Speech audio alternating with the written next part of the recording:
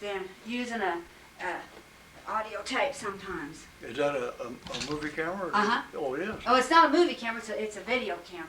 Oh, video. Yes, it is video. But it's a pretty good video.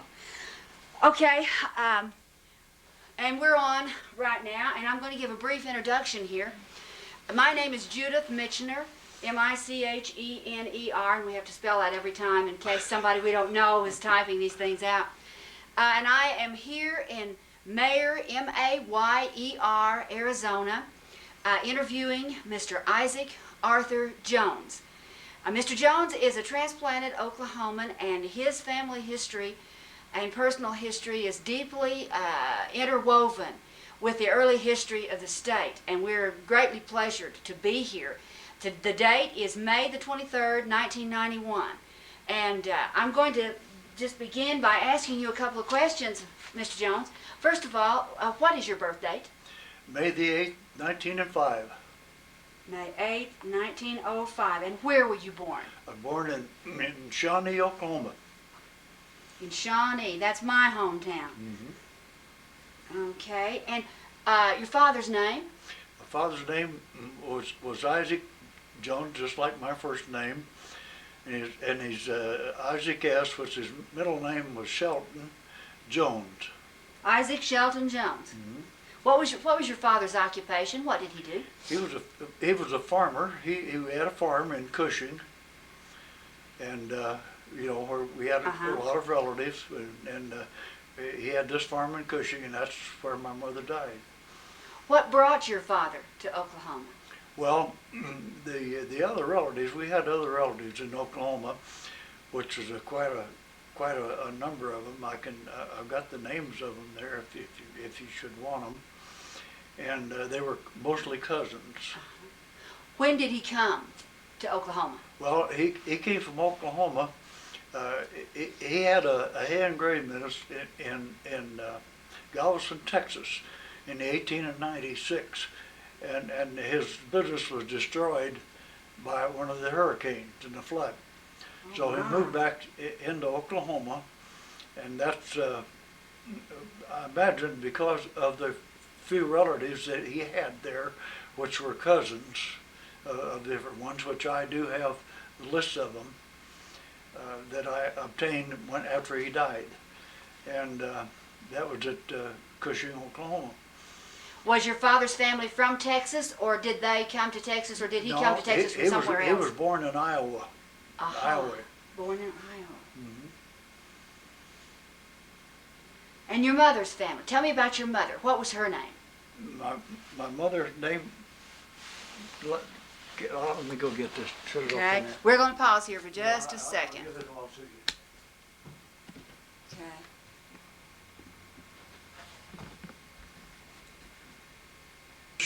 Cimarron. Rose of the Cimarron. And Well, now I want to ask you specifically about that, because Yeah. you wrote us and told us that your mother was Rose of the Cimarron. I want to be sure that Rose of the Cimarron. And Where did she get that name? well, her name was Rose, and her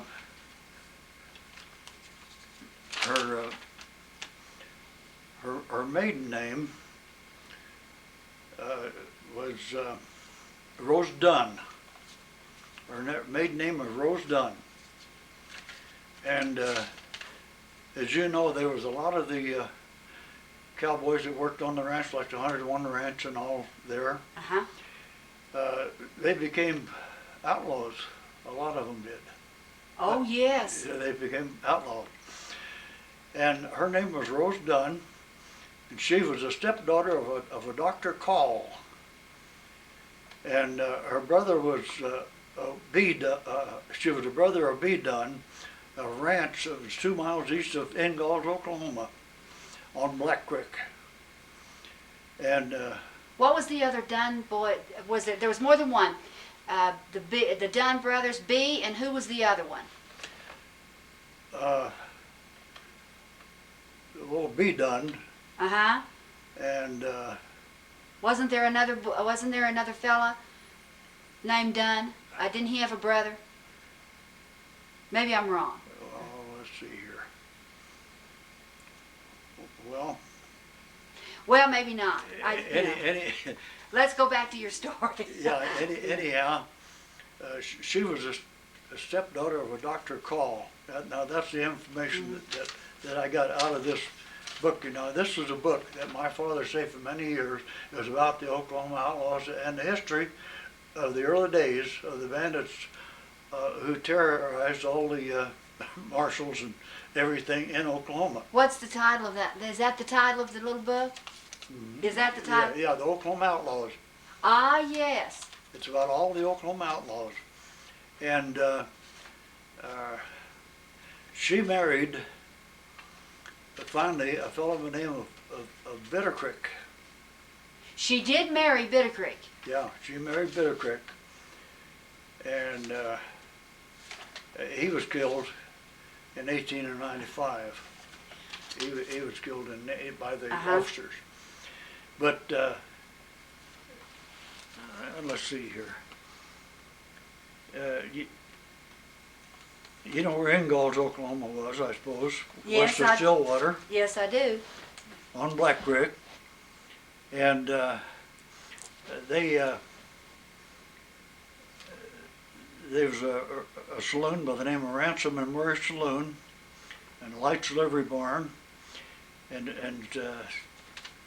as I remember, the Stillwater was 12 miles west of Ingalls, Oklahoma. And all these outlaws hung out at the Mary Pierce's hotels in Ingalls. That was an outlaw hangout, that little town was. And there was a saloon there called the Trilby, Trilbys, Trilby Saloon. And Will Jones was a U.S. Marshal at the time, and Rose, her first husband was Noble. She married a Mr. Noble, her That was first husband. her first husband, Mr. Noble. That was her first husband. Okay.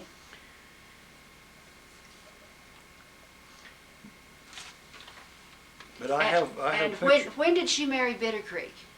Bittercreek, oh, it must have been, he was killed in 1895, so it must have been along about that time. Long, just a little bit before that. Yeah. Did she have any children by Bittercreek? No. Okay. No. And was No. Bittercreek her second husband? No, he was the first. Bittercreek He would have Newcomb? been the first. Bittercreek Newcomb would have been the first husband. Oh, I thought you said she married a Mr. Noble.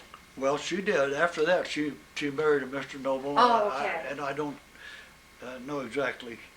But So her first husband was Bittercreek, and then she married, That's after he right. was killed, she married a Mr. Noble. yeah, Okay. that's right. And she was known as Rose of the Cimarron. That was the name that they gave her. Who called her that?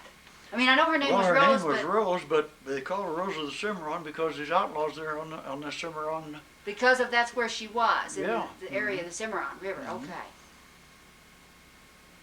Tell me what about her father? What about her family? Well, Was her father a rancher? Did he? no, here's a picture of her when she was, Uh-huh.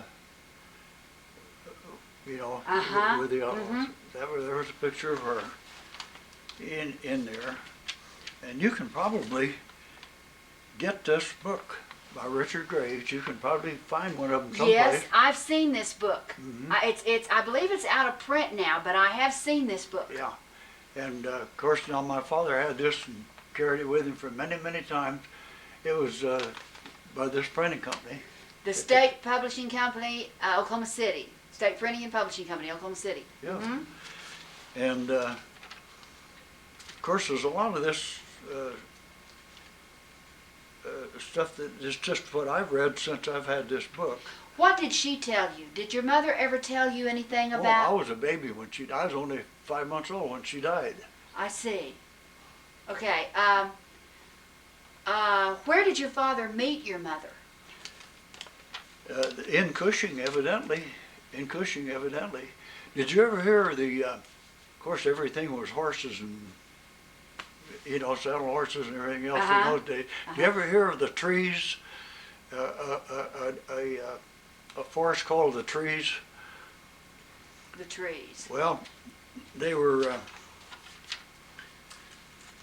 these local. Was it part of the Cross Timbers area? And well, anyway, it was a forest of these. What the heck were they? Trees that grew there wild in Oklahoma. Cedar trees. No. Oh my gosh. Cottonwoods. No, they were small. They were small trees. Scrub oak. The Oh my gosh. I should remember that. Well, I should have known it. Well, anyhow. I should have remembered it too. Anyhow, the only trails that were through there were these where the outlaws they rode back and through their horseback. Uh-huh. And I remember my father telling me one time that he was riding through there, and he saw a fella coming, and the fella disappeared, and you never did see him more. He just rode on past him, and it was somebody that didn't want to meet, you know. Uh-huh. And it was called the trees, but they were a small tree, but they were, what the heck, doggone it. And I'm not much help to you because I can't. The only thing I can think of is the blackjacks. Blackjack. Blackjack thickets. That's yeah. what they were. Blackjack oaks. Blackjack oaks. That's what And I'm sure that was part of the Cross Timbers area around Stillwater and up around in that area because they was just thick. Yeah, they grew so thick that they were just trails. Yeah. They were trails for people on horses. Right. That's part of the Cross Timbers. That's yeah. right. And all. And what was your father doing? What was his occupation? Where was he working? Well, What was he in doing? Cushing, he was a farmer. He was a farmer. He had a farm in Cushing. And that's where he met your mother. He met my mother there in Cushing. When did your mother pass away? She passed away when I was 5 months old. Let's see. So that would have been a little later on in the year 1905. Yeah, that's right.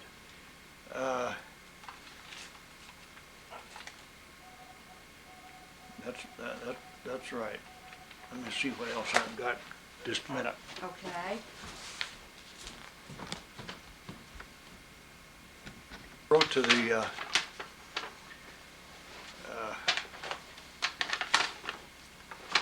what do you call it when they take every so many years they take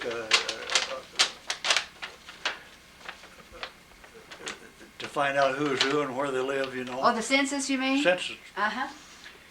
And I wrote to get the census. It was up in California someplace, but they wouldn't just send it to you. They had to send it to the library in town. Uh-huh.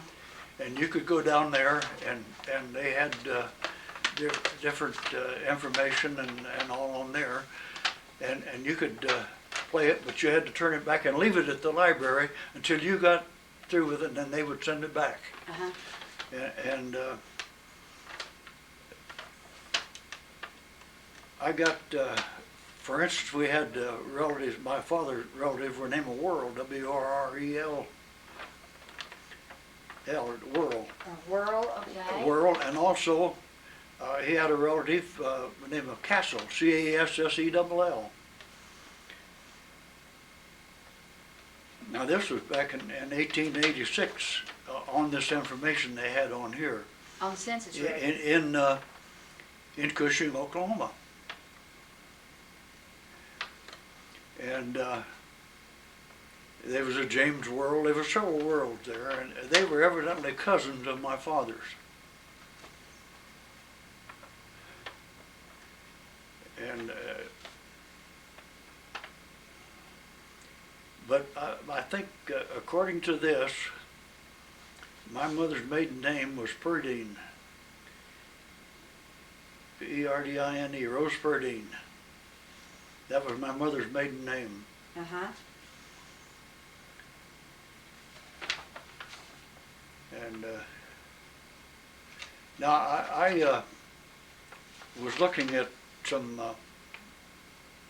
stuff in Cushing one time. I don't remember now just where it was, but evidently there was an Ed Vosberg that lived on 209 North Ward in North Wade in Cushing, and I never did try to contact him, but he was evidently a cousin. He must have been a distant cousin, because we had some Vosbergs that were cousins. Let me ask you a question. If your mother's maiden name was Perdine, rather than Dunn? No, her maiden name was Rose Dunn. Okay. And where did the Perdine come in? Well, she must have had one of her marriages. She was married several times. I see. Okay. In other words, that was her name when she married. Okay. Yeah. Okay. And my half sister was named Sadie Vosberg. Did I show you that picture? Yes, you did. And they all went to up in the mountains there west in Colorado, the mining country, and that's the last we ever heard from them that I remember. All my dad's cousins, they moved to Colorado. Okay, now let me ask you this. You were born in Shawnee. What was your dad doing in Shawnee, your mother and dad doing in Shawnee? I don't know. They were in Shawnee at they were living in Shawnee at the time in this brick building, and they were renting it. Now, what they were doing at the time, I really don't know. We're not doing North Pennsylvania. Okay. But I was born upstairs in that building. Well, I was just curious as to Now, there was what your father was doing there. There were some things going on that at that time that I have no idea what it was, and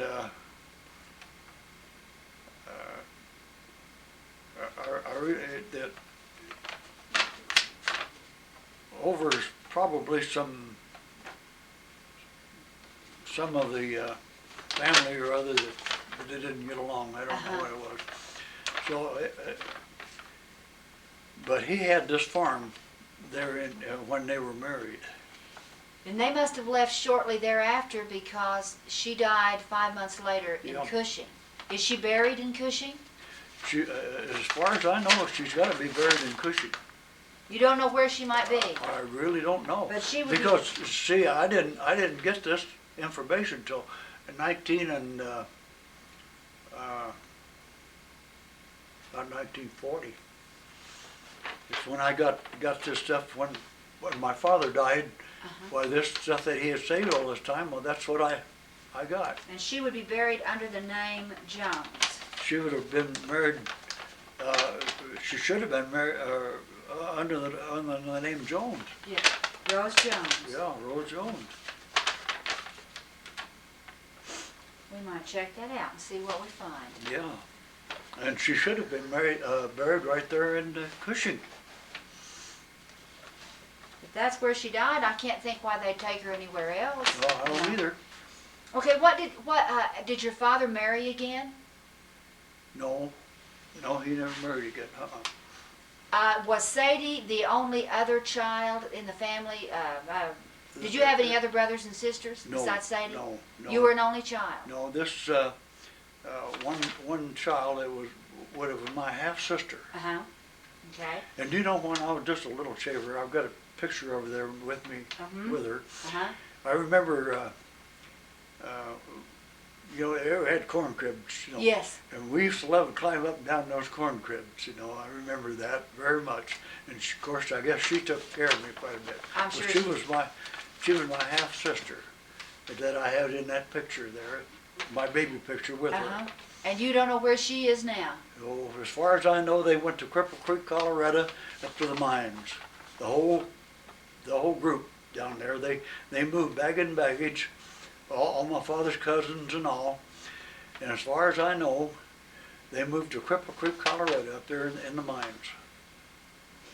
Back in those early days. That's interesting. And of course, I never knew anything about it after my father died, so I never investigated it. Did your father continue farming? Around Cushing for a while? No, after my mother died, he quit farming. He sold his farming tools and all, and he went to work for the American Telephone and Telegraph Company.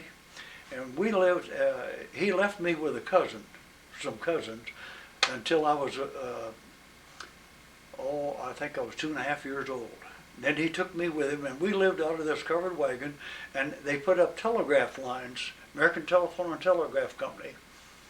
And we would put these up and string them, and we were living out of this covered wagon at the time. You were moving across the state? Across the state. Now I remember when we got into Sapulpa, well, he put up a tent, and they established a station in Sapulpa, Oklahoma. I remember that just like it was yesterday. Now I was a little shaver, and I'll tell you the reason I remembered. Because while they were building, digging basements and everything out to build a building, must have been a pretty good sized building and all. Well, I was a little shaver, and he would take me wherever he's working. I would just play around, you know, because I was only 2.5 years old when he took me with him.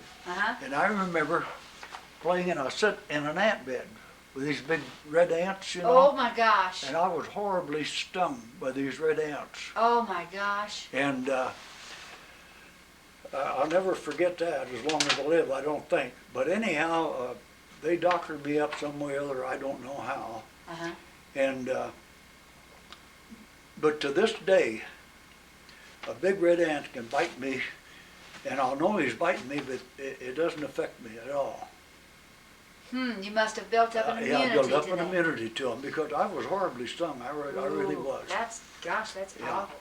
But he went ahead, and they went ahead building these lines from Sapulpa on down to Tulsa, Oklahoma. And I remember we pulled into what we call a wagon yard, you know.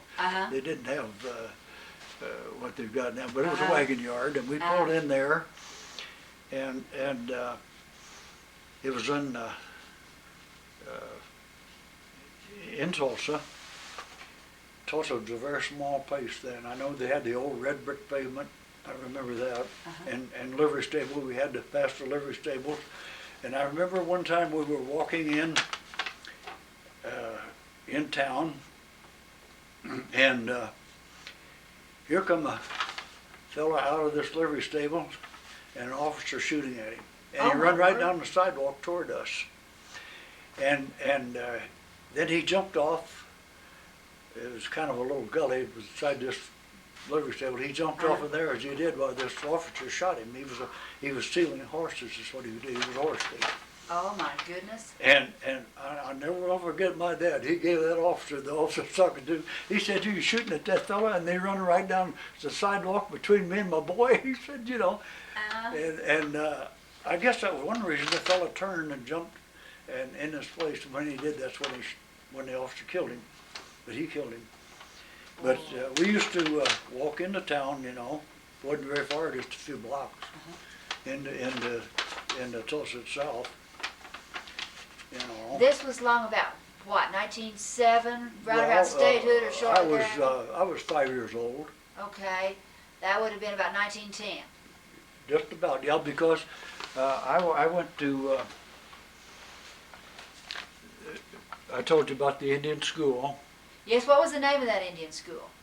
What was the name of the Indian school you went to? Do you know? Osage Indian School. The Osage Indian School. It was right on the Osage Tulsa county line, and all the Indians went to that school.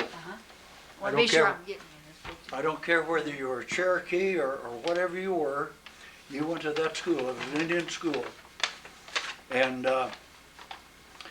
I've got a picture I'll show you And later. you went to that, okay, I'd like to see that. Yeah. You went to the Indian school because your mother had Indian Because blood. my mother was part Indian. She was Osage? What? No, she was Shawnee. Rose was She Shawnee. was Shawnee of the Potawatomi tribe. Rose was. She was Shawnee. Part What- Shawnee, you know, just, The absentee Shawnee that were with the Potawatomis down in Potawatomi County? yeah, that was it. It was Potawatomi County, Shawnee, Oklahoma. And she was part Shawnee, and of course, we lived about a block and a half from a public school, Tulsa Public School, but I had to walk about 3 or 4 miles down to Little Shaver to the Osage Indian School. And of course, all the Indians, the Cherokees and all of them went to this school Uh-huh. because it was an all-Indian school. And I've got a picture that I'll show you there of me. And when we got to the 3rd grade, Okay. when we got to the 3rd grade, well, they integrated all the schools. They integrated the schools, all of them. All of them. They integrated all the schools. In other words, where the one school was, I lived in a block and a half. Then in the 3rd grade, I started to the own school.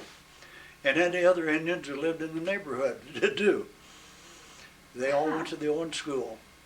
You see, that would have been about, you were about how old in the 3rd Well, grade? I was, Let's see, 6, 7, about 8 years old. I was about 8 years old at that Okay. time, yes. That would have been about 1913, right around there? Yeah, right around there, and I had the picture. What did Tulsa look like long about that time? Do you? Tulsa was very small. There was a main street. There was two streets. There was a main street, and then the street that run north and south. The first street was the street that runs east and west, and Main Street run north and south. There was 2 streets, Okay. and the main street was 12 blocks long. Ah, That's right, it was 12 blocks long. And we had one high school, one central high school, is all there was. And when it come time for me to go to high school, they established a 9th grade, and so I had to spend another grade, the 9th year, at this Owen school. So I stayed there, and then we all went to the high school, starting the 10th year of my schooling. Well, I went to Central High School, which was downtown. You only had one high school Uh-huh. at that time. What was, you have any idea what the population of Tulsa was along about that time? Oh, golly, couldn't have been much. Couldn't have been much, that's for sure. I have no idea. okay. Just as curiosity, just, Mhm. okay, now, Did you graduate from high school there? I graduated from the Tulsa High School. What did you do after you graduated? Well, after I graduated out of the high school, I worked. I lived right near a packing house, and while my father was away on these trips for 20 hours at a time, I hung around this packing house, and it was a meat packing company, and of course I worked for them, and during World War I still wasn't 16 years old, and I still wasn't old enough to allowed to drive, but I did drive a big truck, and I taught all the Teamsters to drive the trucks as they come along too, because you know, a kid, he does all of that, and so This was for the packing company? yeah, it was a packing company, a local packing company, and it was just really a slaughterhouse, you know what it was. But anyhow, I hung around down there, and they gave me a job just to keep me up on the foot, I guess. And finally, when they got a couple of vehicles, they had T models at first, you know. Yeah, they got a couple of a large truck, a GMC and an International. Why, I taught all these teams to drive those trucks Well, for goodness sake. because, you know, the kid, he learns everything fast, you know. So I was just a kid, but I taught those teamsters to drive these trucks. That was part of my job. But I remember when the First World War come along, I remember the trains that come into town and the shell-shocked soldiers and all. And I was just a young fellow then at the time. You were still too young to go. Yeah, well, no, at that time, when World War I come along, you know, if you remember, they sent all the soldiers home. Remember all the shell-shocked soldiers and all? And the ones that were physically able to parade, paraded, and the others that wasn't, they just hung around the depot, and they were shell-shocked, what they were. And I remember that very well, but I was still a teenager at that time. And I remember very well when the soldiers came back from World War I. Let me ask you something. Do you remember what was going on? Do you remember the flu epidemic of 1917, 18, when everybody was having such trouble with the flu? And the soldiers had it so bad, and they brought it back from Europe.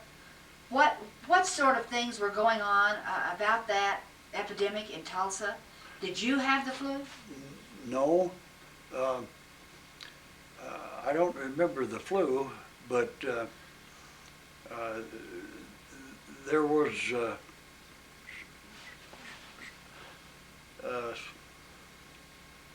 wait a minute. I did have the flu too.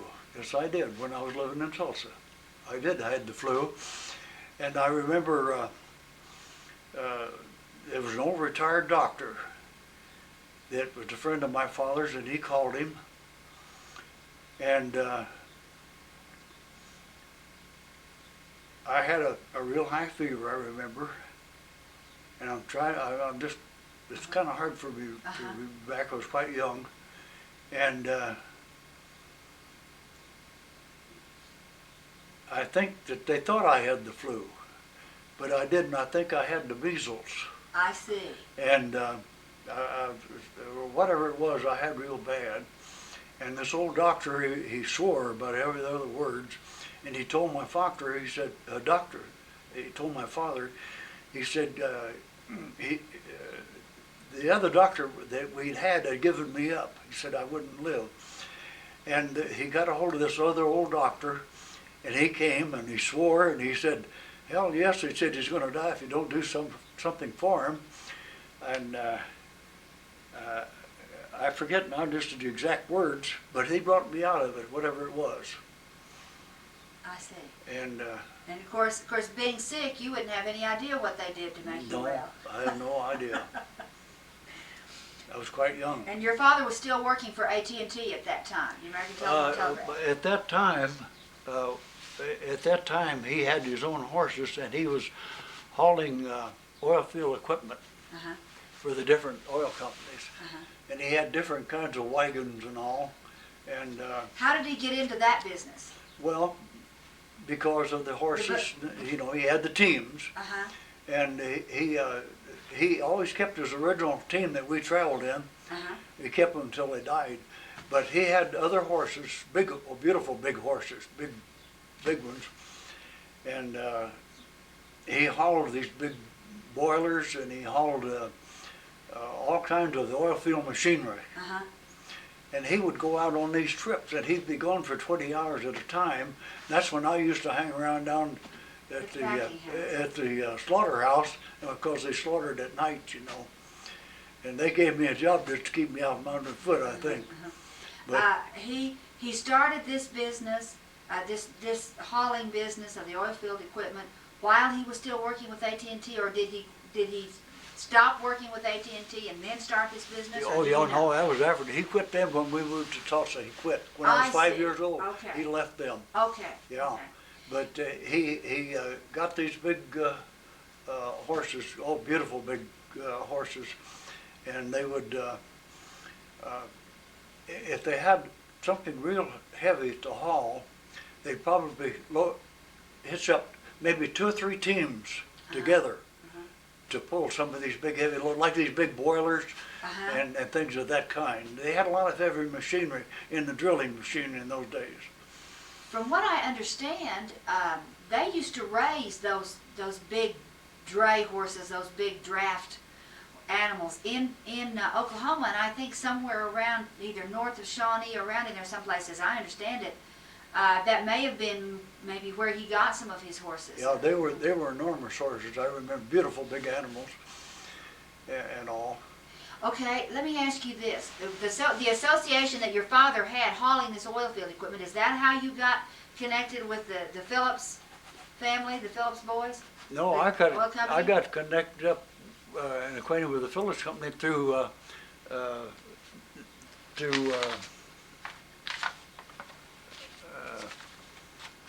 Pat Hurley. Okay, Through, I want you to through Pat Hurley. tell me about Pat Hurley. Well, Pat Hurley, he worked his way through school down at Tahlequah, through an Indian school. See, he was part Indian, Uh-huh. and Do you know what kind he was? as far as I know, he was whatever the Tahlequah Indians were down there at Tahlequah. Cherokee? Well, he was from the Tahlequah, from that group. It was different. Delaware? Whatever they were. Well, right around Tahlequah was one of the principal cities of the Cherokee Nation. Yeah, that's what it was. Yeah, Cherokee? he was Cherokee then. Okay. Yeah, yeah. And he worked his way through this school. The Osage School? He worked his way through that school because they were not, they were not wealthy people. Uh-huh. And he studied law, and he was an excellent attorney. Uh-huh. And naturally, being part Indian, all these people like Wade Phillips of the Phillips Petroleum Company, they all hired him. Uh-huh. So he became a millionaire. He became a millionaire just through doing all this work for all these different companies. I remember one time he called me up and he said, "I've got a special job of driving for you to do," and I was just a boy. Uh-huh. And so I drove my old T Model 4 down and picked him up at his home.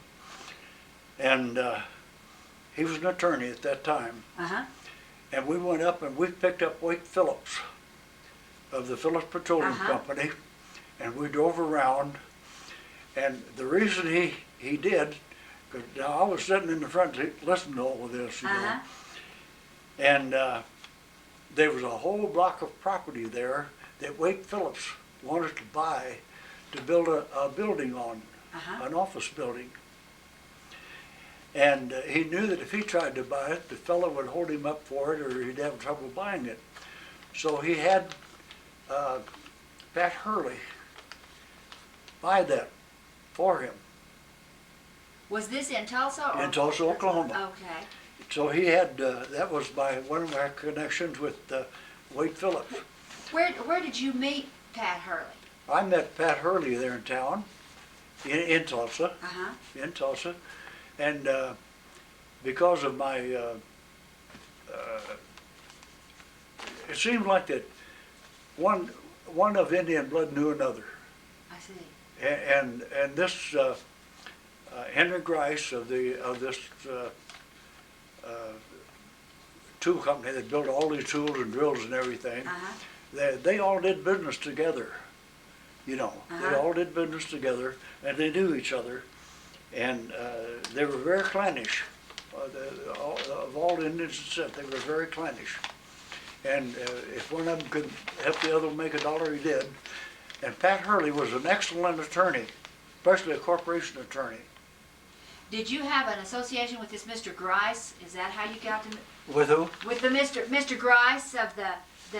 Oh, yeah. How, Well, the reason I did is because of my connection with Pat Hurley and all the others, and he manufactured oil field equipment. See, Henry Grice manufactured all these drills and all the special oil field equipment. That's what he did, and I knew them all through association with each other. Wade Phillips and all of them. Yeah, and you met Mr. Hurley in Tulsa. What were you doing at the time? What caused you to meet him? Well, as far as I know, it just Was it on a job? everybody knew another Indian. That's the only reason I can say it was. Yes. Because at that time I was quite although I was just a kid, I was quite of a neighborhood mechanic, and for some reason or other, why Pat Hurley's wife, she was quite a society lady.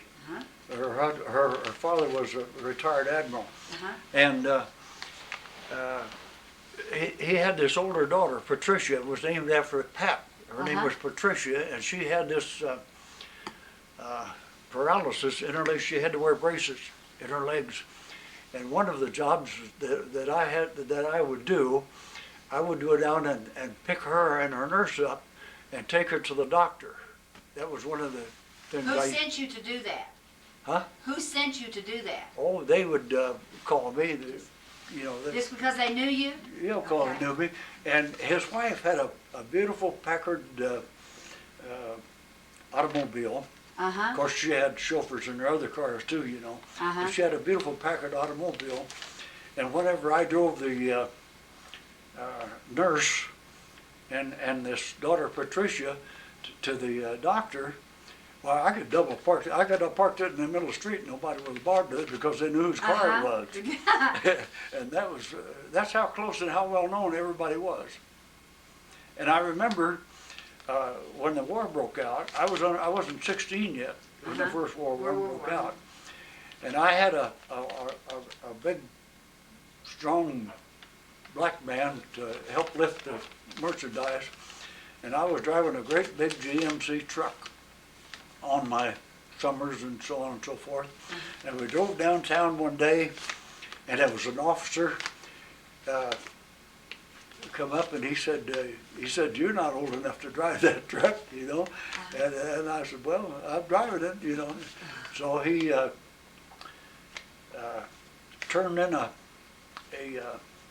citation on it. Uh-huh.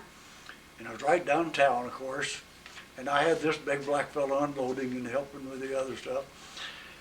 And to show you the connections I had, the packing company down there, he said they took offense of it, and he went up and he went to the judge of the police court. And I never will forget this. We went in there, and he introduced me to the judge in the judge's office in the building, see, and they just passed the time of day, and that was all there was to it. So finally, of course, I had a citation. I had to appear in police court, and I appeared in police court, and the arresting officer wasn't there. And so he delayed it. And he called it up again, and the arresting officer wasn't there. And the reason he was not there, he was told not to be there. And so finally, by the judge of the police court, he said, if he's not here the next time I call it up, he said, I'm going to dismiss the case, and he did. So I went ahead. Serious clout. That's right. So I went ahead driving, and but that's how close you were to everybody, It was a small town. Uh-huh. Okay, and what was, can you tell me any more about Wade Phillips and the Phillips family? Did you have any other? Well, Wade Phillips of the Phillips Petroleum Company, their offices were up in the north part of the state, up there a little bit. Uh-huh. And of the Phillips Petroleum Company, I'm trying to think of the exact little town it was in, but anyhow, that's where the Phillips Petroleum Company was. Uh-huh. That's where they had their main offices and their Is that where the drilling company yeah, headquarters was? that's where their headquarters was. And that's where I drove Was that out of Bartlesville? at Bartlesville. That's where it was, Bartlesville. Okay. Yeah, that's where it was, Bartlesville. Can you remember any other things that you did with Wade or with any of the rest of the Phillips family? Well, not particularly with Wade Phillips, no. I didn't have any, I know that Pat Hurley was the attorney for him, and I know I drove Pat Hurley up there to his place one night, and they did their business, and I drove him back that same night. I drove him up there. I drove Pat Hurley up there that night in his car, and it was something special that he wanted Pat Hurley to take care of legally for him. I remember that. But some of those things are, I mean, I was quite young, you know. Didn't they just sort of went? Yeah, that's right. But I never wanted for anything because anything that, because being part, and then my Hurley and Wade Phillips and Henry Grice and all of them, I mean, they took care of me. Do you know, do you have any idea how much Indian blood your mother had? What her blood degree was? Well, it couldn't have been, it couldn't have been very much. I really don't know, but she was of the Shawnee, of the Potawatomi tribe. Do you know whether she was enrolled? Did she enroll? Was your mother enrolled with the Shawnees? Do you know? Oh, yes. Oh, good. Okay, Oh, I'll yeah, check on she that. was Shawnee. Okay, Well, I'll there was check no on doubt that. about that. Okay, I'll check on that. Yeah, she was Shawnee. Good, Oh, good. yes. Because the minute, you know, when they first enrolled you in school, they want to know your mother and father. Yes, And then the minute they come up, she was known.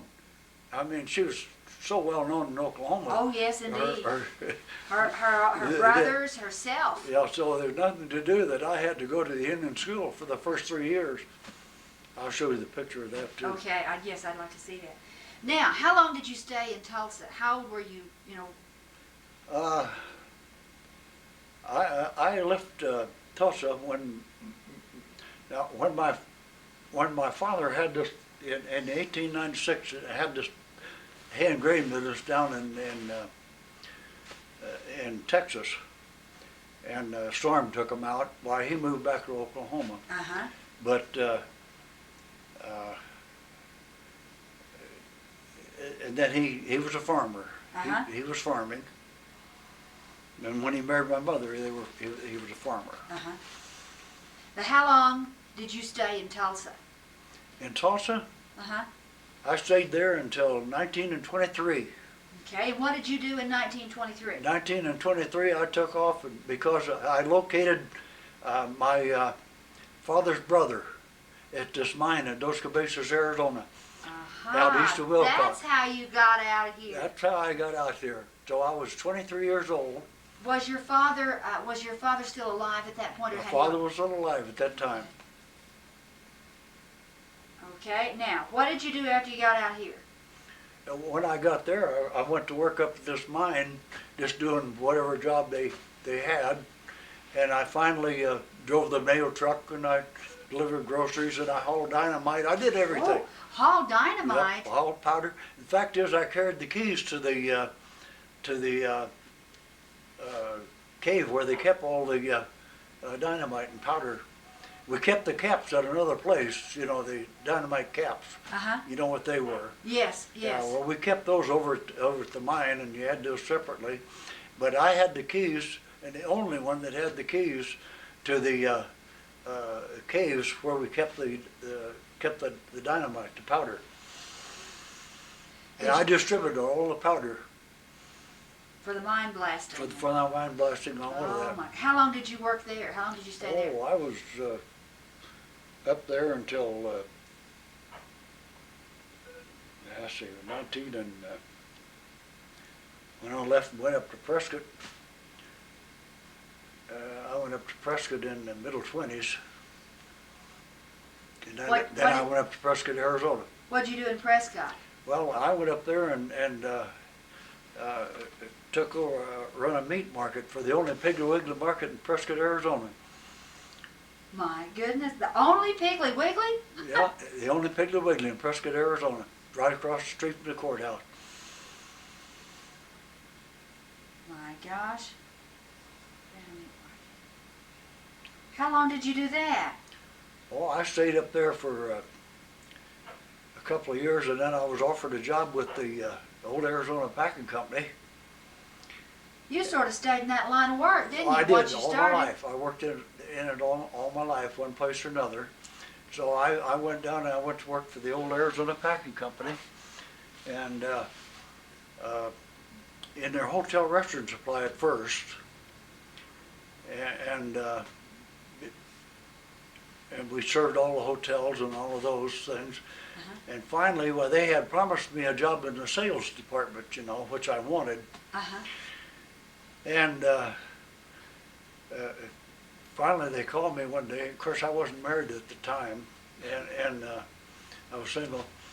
And the called me at the office and told me they wanted me to work the auditing department because we had to. In those days, your salesman did a lot of collecting, and we had some of the salesmen that couldn't keep their money separated from the company's money, and that was my job. So they sent me down to near Bisbee at a place down there where they had a little branch house, and I was supposed to straighten out the accounts down there, which I did. And then they sent me to Tucson, and I never will forget as long as I learned. This salesman, he got to gambling, playing these Chinese gambling games, and he would take money off this account and plow it on another account like that. And I never will forget. They told me where he ate breakfast. So I went up to Tucson, and I went in, and I was sat down beside him, and he was eating breakfast. And he said, well, he said, I know what you're here for. And he said, I've kept books on all of my transactions. And he said, that'll help you straighten it out. So they took him, and they took him into Phoenix, made him work in the plant till he worked it out, and then they fired him. But that's how come me to get established in Tucson. I see. And not only that, the people that had owned the mining company up there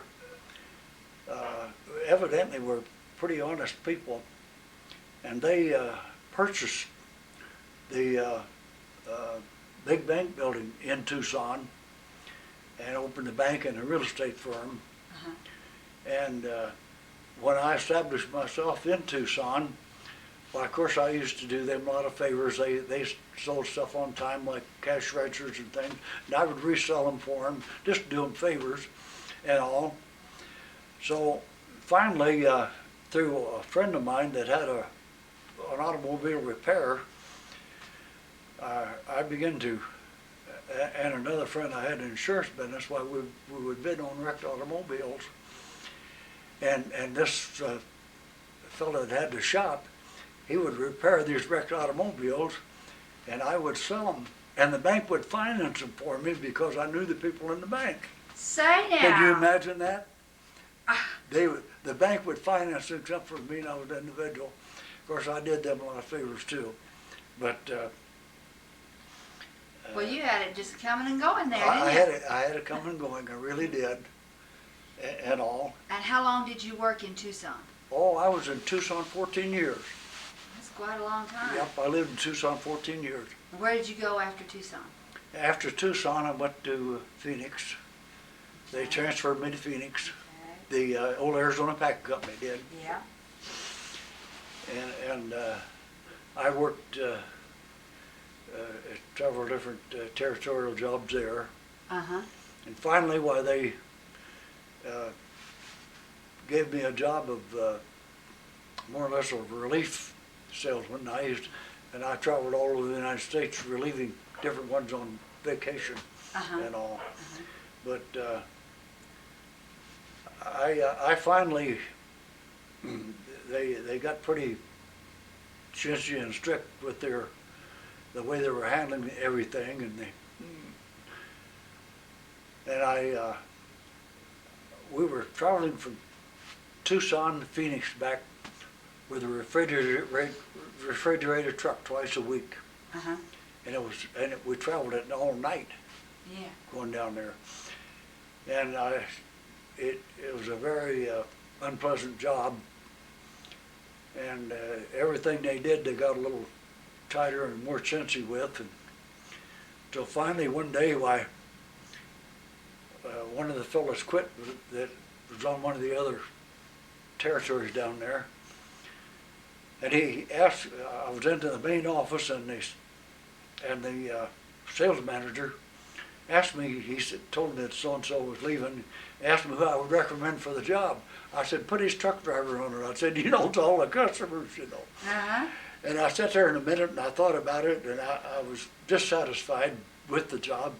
And I said, who are you going to put on my job, on my territory? And he said, why? And I said, well, I don't know what I'm going to do exactly, but I said, anything will beat what I'm doing now.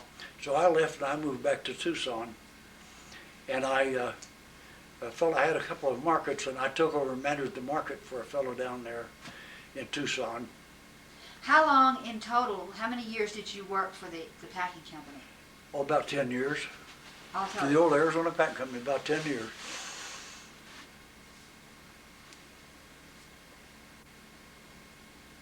Where'd you meet your wife? I met my wife in Tucson. Her husband died when that child was just a baby, like that. The little And her girl. sister and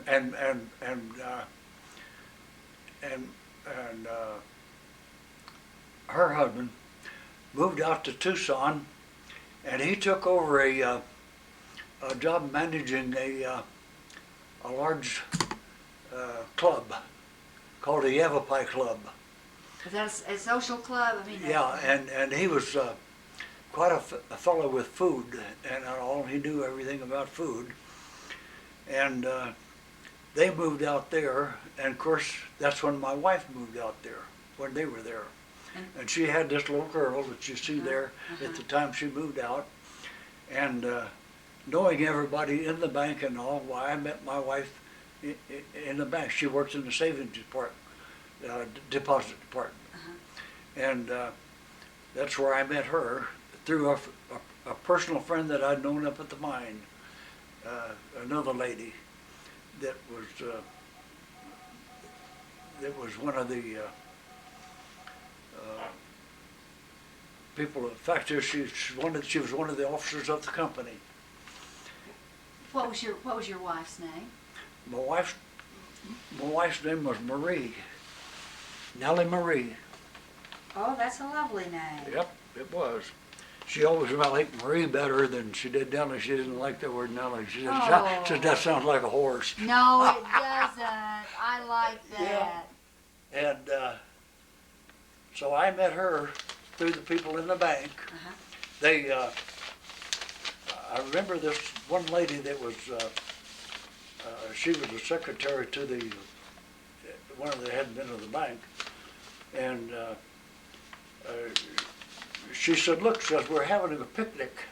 All the bank are having a picnic out here, and a barbecue or a picnic, whatever it was." And said, "You know everybody, and you know everybody in the bank." Said, "Why don't you come and go along?" So that's where I met my wife. At the picnic. That's where I met my wife. That was fortunate. Yeah. Your stepdaughter, is she still alive? Oh no. She passed away. No. Oh, I'm so sorry. No, this, you mean this girl The here? little girl, Oh, no. She died of meningitis when she was just that Just size. a baby? Just that Just a size. small child. She died, they didn't know much about it then.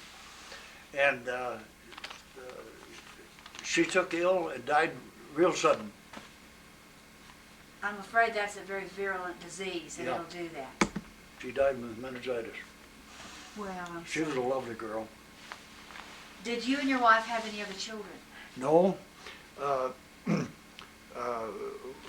we tried, but she had an ailment where she couldn't become pregnant, and we didn't find it out until for quite a number of years. But she tried to.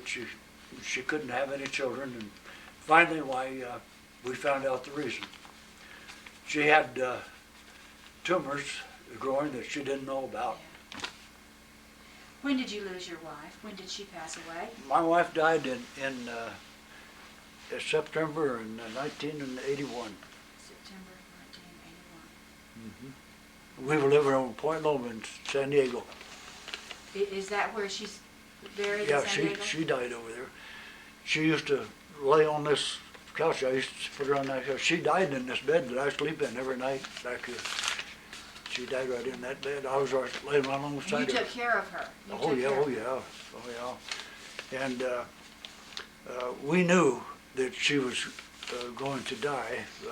We knew because the clinic, the doctor that took care of the clinic, and they had everything pretty well figured out.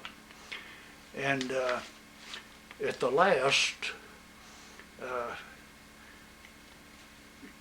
she couldn't talk, but she was, she could hear you.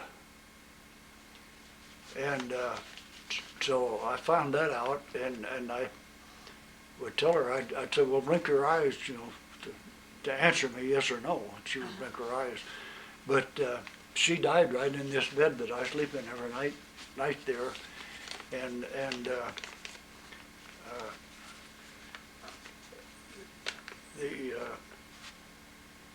the doctor, of course, that was taking care of her, the clinic, the doctor was in the clinic. He was a swell fellow. He even come by to visit on his own that time with no charge. He come by. Oh, that was nice of him. Oh, They yeah. don't hardly do that these days, you know? Well, he just on his, he'd have a time off or something, and he would just come by. He would, you know, he had taken care of her for so long, and she spent a lot of her days, last days, right on the couch here. I would bring her in, and she would lay there and watch the TV, you know, and all. And after she passed away, you came back here. Well, I came back here, yeah, after she passed away, yeah. She, I have her ashes. She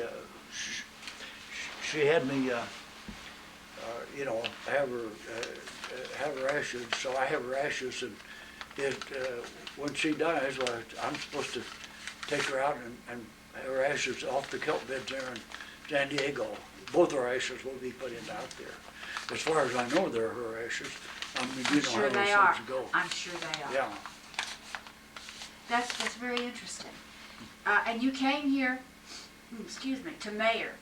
Why Mayor in particular? Well, I had because you haven't mentioned that in the rest I had of your story. acquaintances here in the territory, and I had a friend that he still lived up the road up here. That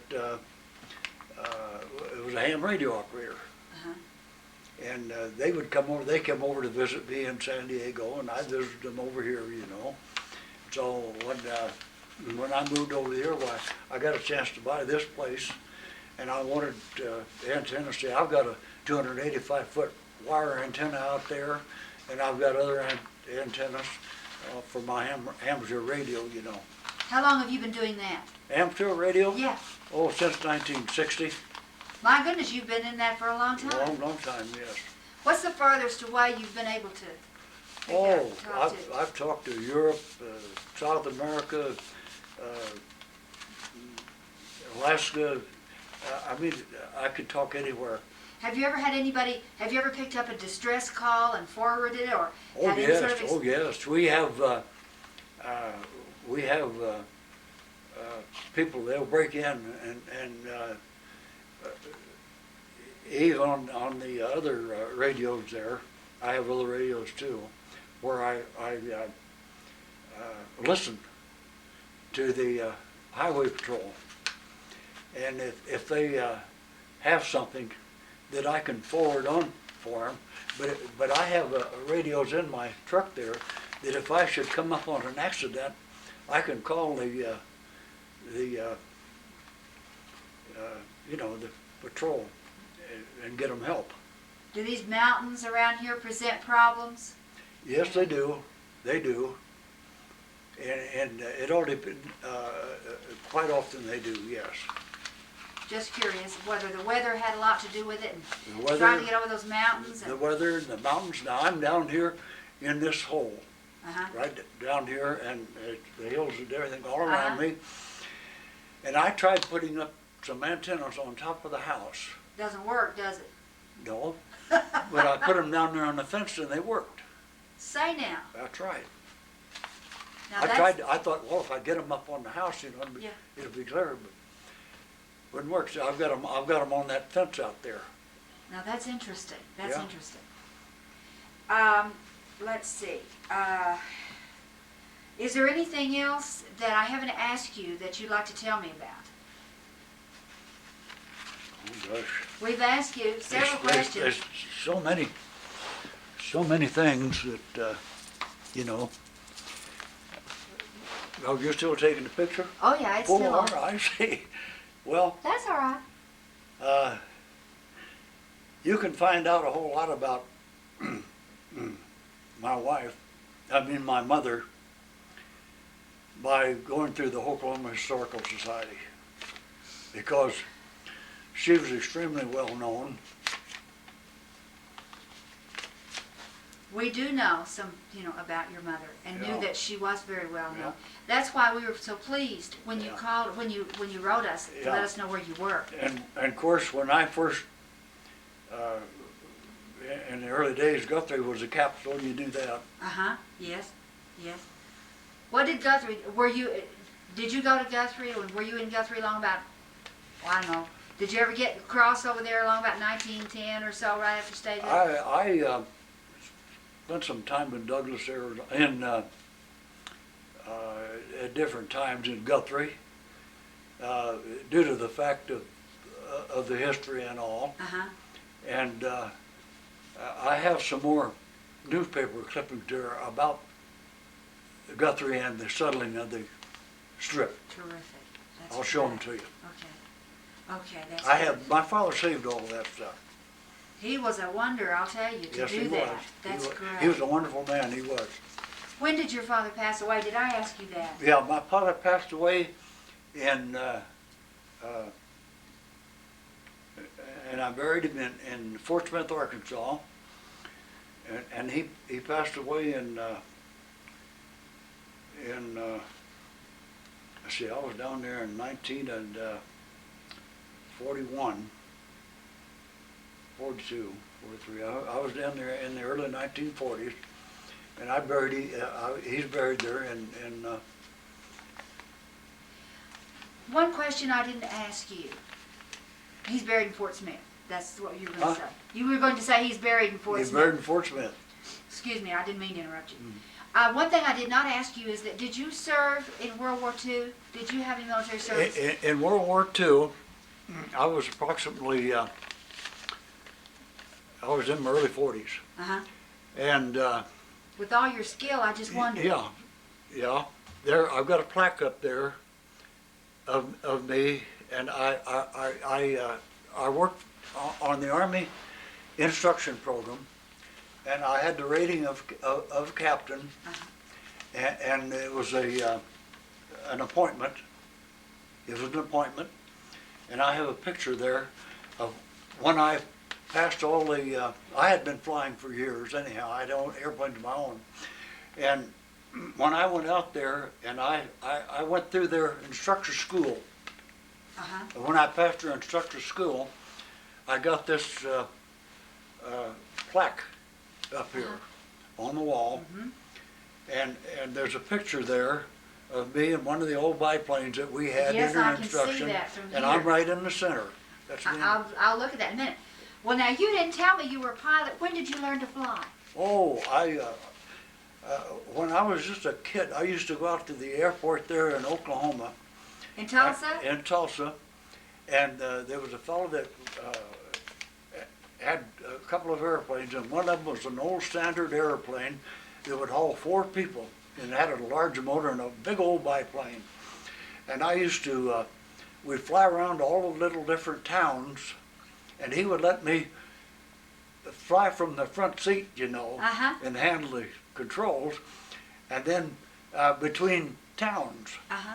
And then when we would land in some little town out in some field, and the people would all come out, and he could haul 4 passengers at one time in that thing. And it was an old biplane. And when the crowd dwindled out, why, we would take off and land in some other little town. And that was my first flying, really. and I got to fly this plane with him. Do you have any idea how old you were when you did this? Oh my goodness, I was a small boy. I was just a boy, very small boy. What, Oh gosh, I 10 don't maybe? know. 10 years old? I was still a schoolboy. As Yeah. a schoolboy? Oh yeah, but you know, kids are curious. You know. Sure they are, especially about something like that. Yeah, they're curious. Do you remember what the gentleman's name was? Oh my goodness.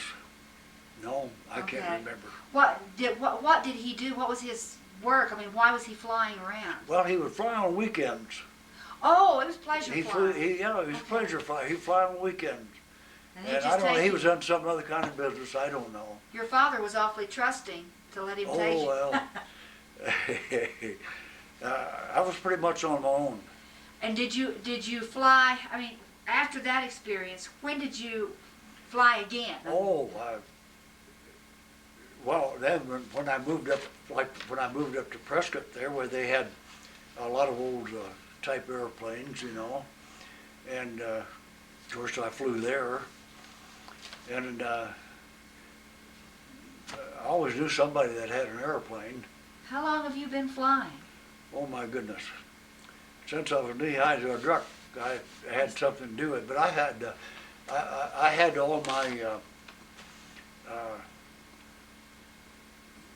you know, my qualifications. Uh-huh. I had all those for years, but I flew more or less just for pleasure. But I had at one time when they began to get some of the later airplanes, why there was a fellow that had an airport out south of Tucson there, and he had several older airplanes, and he had all kinds of engines and parts and stuff. Uh-huh.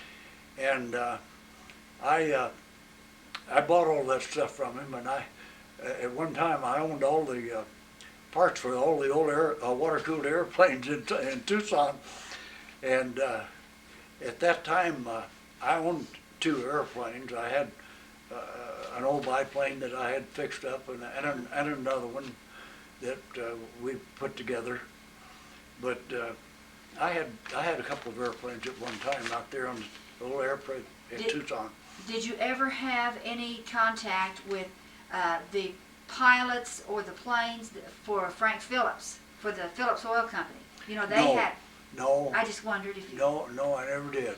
Now, I didn't get a chance to finish... I don't think they had any planes when I knew them. Oh, okay. That Okay, was- but they did have one later, long about the time that Wiley Post was flying. There was a competitive pilot with the Phillips Yeah. bunch. I didn't let you finish what you were telling me about your military service. Did you train pilots for? I trained pilots during the war. I worked for the Ryan Aeronautics Company, but I had a commission Uh-huh. as lieutenant senior grade, which I had 2 opportunities. I could have joined the Navy and go to Pensacola, Florida as a flight instructor and got the rating of a captain in the Navy. Yeah, I was offered 2 offers because of my experience. Uh-huh. And so instead of that, I got an opportunity to go out to the Ryan Field, and the Ryan Aeronautics owned it, and they were an old instructor deal over in San Diego, you know, Uh-huh. and built a lot of airplanes. They built Lindbergh's airplane, Ryan did. They built Lindbergh's airplane when he flew across the ocean. Uh-huh. And so I went out and took a flight test, you know, out at the airport one day because I wanted to stay in Tucson because we had our home there. Uh-huh.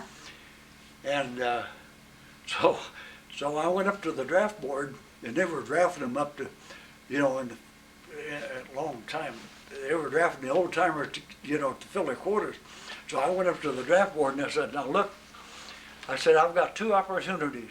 I can go to Pensacola, Florida and fly for the Navy as an instructor. I said, or I can go out here to Ryan Field. But I said, I've got to qualify out here first. Uh-huh. But I said, if you're going to draft me, I said, I'll have to go to Pensacola, you know, because I'm not going to let you draft me. Yeah. So they held a little conference. They said, okay. He said, as long as you're out there, we won't draft you. So I went out to the field, and I had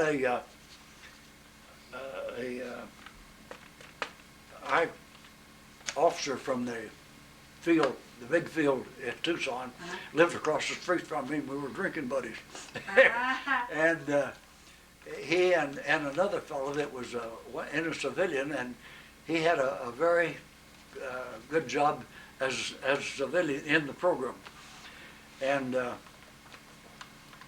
so finally he called me one day. He said, "You go out to Ryan Field and you go see so and so." So I did, and before I knew it, it was winter.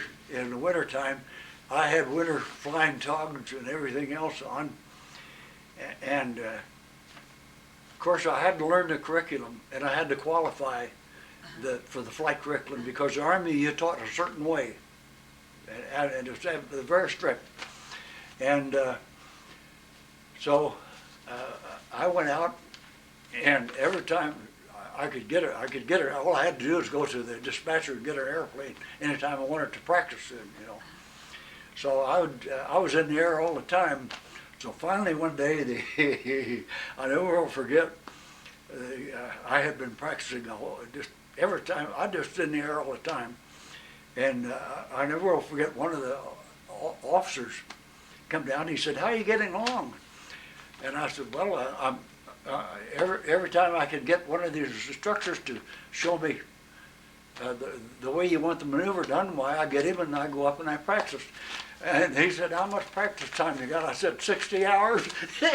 And he said, "You mean to tell me you've been practicing for 60 hours? And I said, "That's right." I said, "Every time I could get on, I go out and I get a plane and get in the air."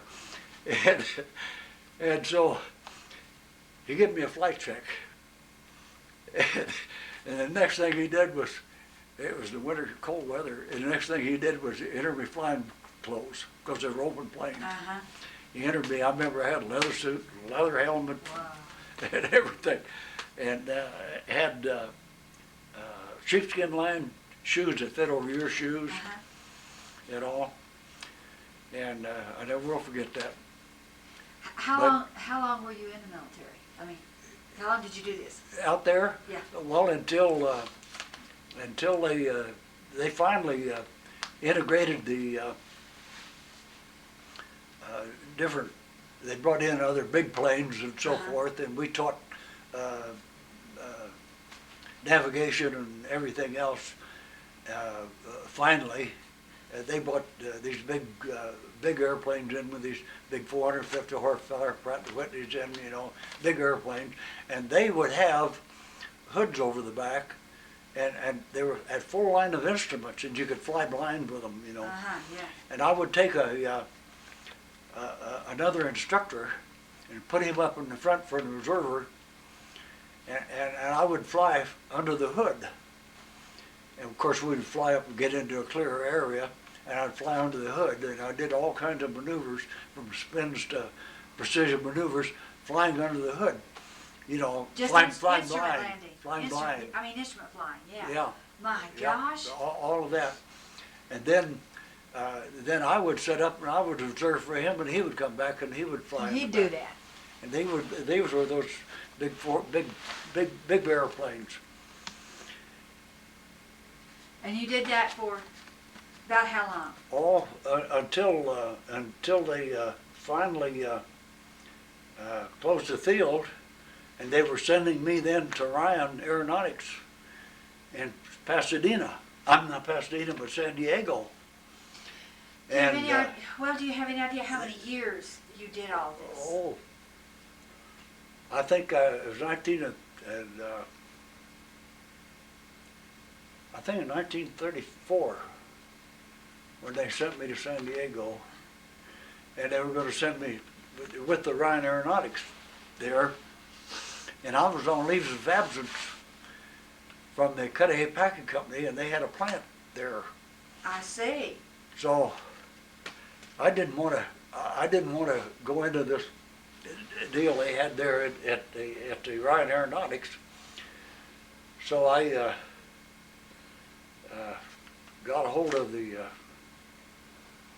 authorities, and I told them, I said, look, I said, I'm on leave of absence from the Cuddy Packing Company here in San Diego.